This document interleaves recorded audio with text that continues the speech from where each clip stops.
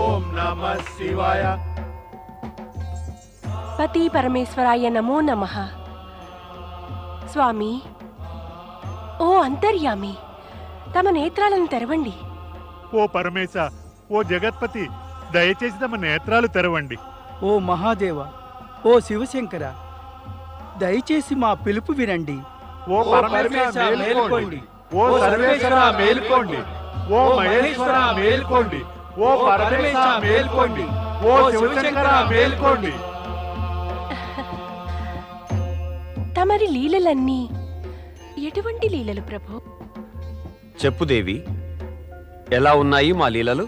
అపారమైనవి, వాటికి అంతమే ఉండదు. తమరి లీలల పరిమితి తెలుసుకోవడం ఎవ్వరికీ సాధ్యం కాదు. నేటిదాకా ఎవ్వరూ తెలుసుకోలేదు, ఎవ్వరూ తెలుసుకోనూ లేరు. తమరి లీలల ప్రభావంలో పడి మేమంతటినీ మరిచిపోతూ ఉంటాం. తమరిక్కడ కనబడకపోతే మాకు అశాంతి కలుగుతుంది. నీకు నీవే శక్తి రూపిణివి కదా పార్వతి. మేమిక్కడ ఉన్నా, ఒకవేళ లేకపోయినా భేదమేముంటుంది? నీవు స్వయం సంపూర్ణవు. మరి మా కార్యవ్యవహారాలేవీ కూడా నీకు తెలియనివి కావు గదా. కాస్త ప్రయత్నించి చూస్తే నీకంతా స్పష్టంగా కనిపిస్తుంది, అంతా దృగ్గోచరమైపోతుంది. నారాయణ నారాయణ. రా నారదా, చెప్పు, ఏం సమాచారం తెచ్చావు?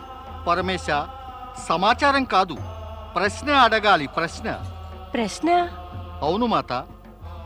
పరమేశ, తమరేమో అవధూతేశ్వరులై దేవేంద్రుని యొక్క బుద్ధిని యథోచిత స్థానంపై నిలిపివేశారు కదా.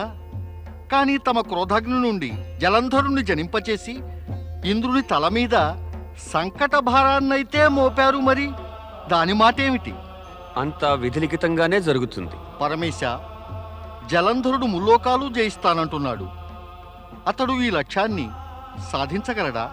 అతడు సఫలుడు కాకపోవడానికి కారణం నీకేమైనా తెలుసునా నారదా? లేదు పరమేశ, లేదు.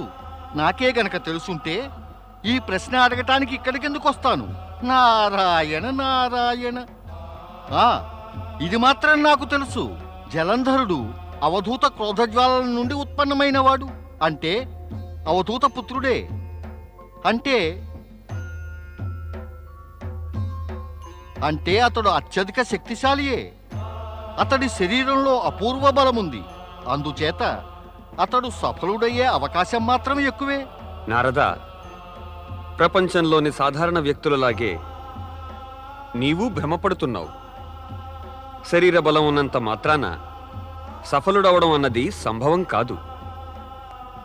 శారీరక బలంతో ఎవరైనా సఫలత లేక విజయము పొందగలిగినా కూడా అది తాత్కాలికము, క్షణికమే అవుతుంది. శాశ్వత సఫలత, విజయము ఆత్మబలంతో తప్పక పొందవచ్చు.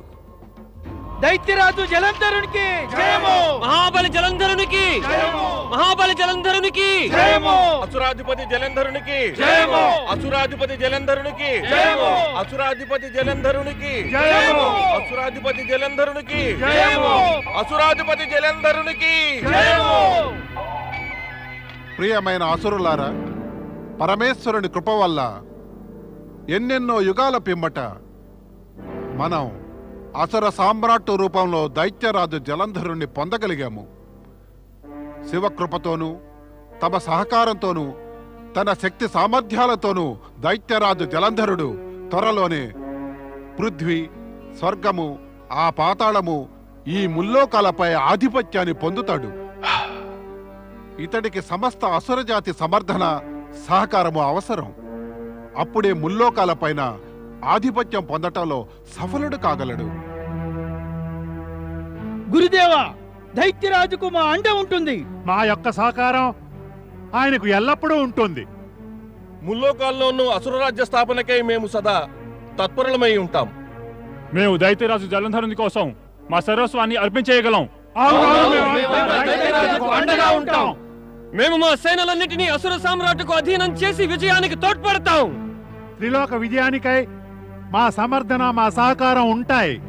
నా యవన సేన దైత్యరాజు జలంధరుని ఆంతరంగిక సేనగా ఉంటుంది. వారు యుద్ధంలో దైత్యరాజు రక్షణా బాధ్యతను స్వీకరిస్తారు. ధన్యవాదాలు, ధన్యవాదాలు కలనివి. నేను తమరికెంతో కృతజ్ఞుణ్ణి. తమరి యువన సేనను, ఈ సంపూర్ణ అసురజాతి సహకారాన్ని చూస్తే నాకెంతో సంతోషంగా ఉంది. మహాబలి జలంధరుడికి పూర్తి నమ్మకం ఉంది.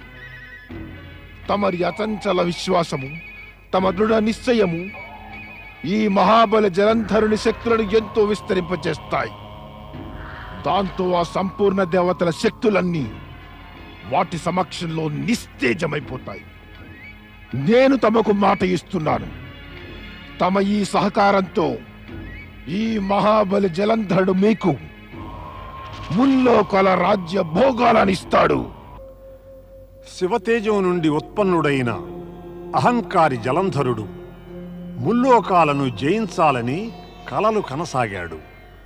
కాని బ్రహ్మాండాన్ని సృష్టించిన శివుని సృష్టిలో అహంకారి గర్వం ఎప్పుడూ మహిమాన్వితమై ఉండనే ఉండదు.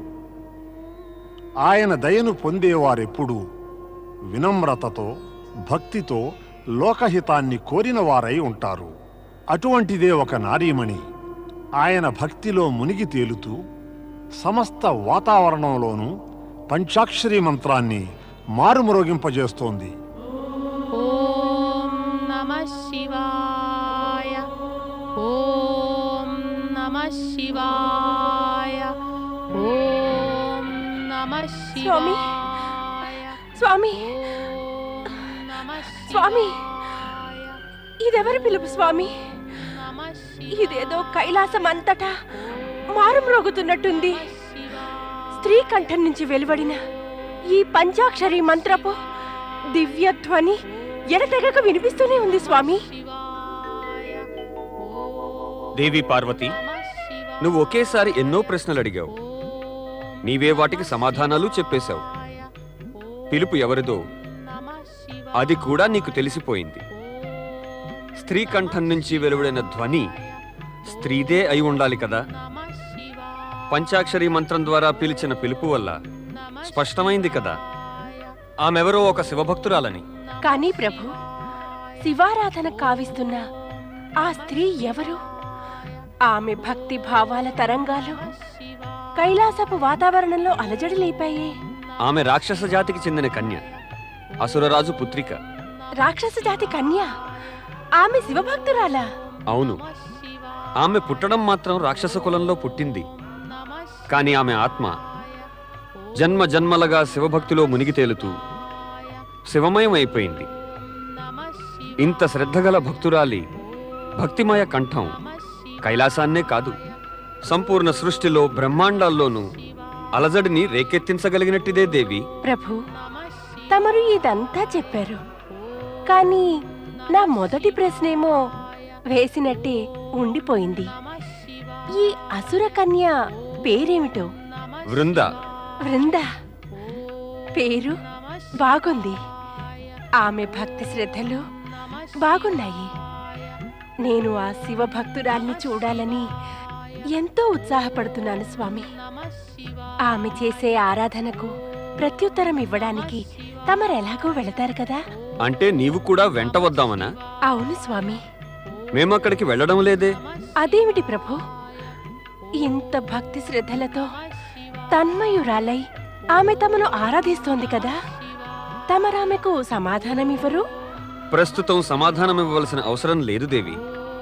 ఎందుకంటే మాపై శివభక్తిలో నిమగ్నురాలైన ఈమె మాకు ప్రతిరూపమైన శివలింగ పూజతోనే సంతృప్తి పొందుతోంది.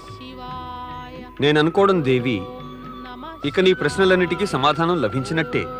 లేదు స్వామి, ఒక ప్రశ్న మిగిలే ఉంది. అది అడిగేయి.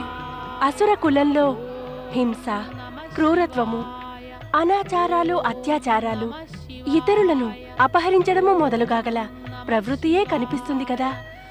మరి ఇంతటి భక్తి శ్రద్ధలు కలిగినటువంటి కన్య ఎవరో భక్తుల వంశంలో పుట్టకుండా రాక్షస కులంలో పుట్టిందేం ప్రభు? ప్రకృతిలో సంతులనం కాపాడడం అవసరమవుతుంది దేవి. రాక్షస కులంలో తామసిక ప్రవృత్తి, హింసాత్మక ప్రవృత్తి పెరుగుతూ ఉంటే వినాశనం పరిమితులను మించిపోతూ ఉంటుంది. అందుకని రాక్షస ప్రవృత్తి గలవారిలో తమోగుణాన్ని అదుపులో పెట్టడానికి, వారి దురాగతాలను, వారి దౌర్జన్యాలను అరికట్టడానికి, ఇంకా వారి దుర్బుద్ధిని సన్మార్గానికి మళ్లించడానికి వారి కులంలో సాత్వికులైన వారు పుట్టడం అనే నియమాన్ని ప్రకృతి ఏర్పరిచింది. మరేదైనా ప్రశ్న ఉందా దేవి? లేదు ప్రభు. ఉత్తమురాలే అయ్యుంటుంది రాక్షస కులంలోని ఈ కన్య వృంద.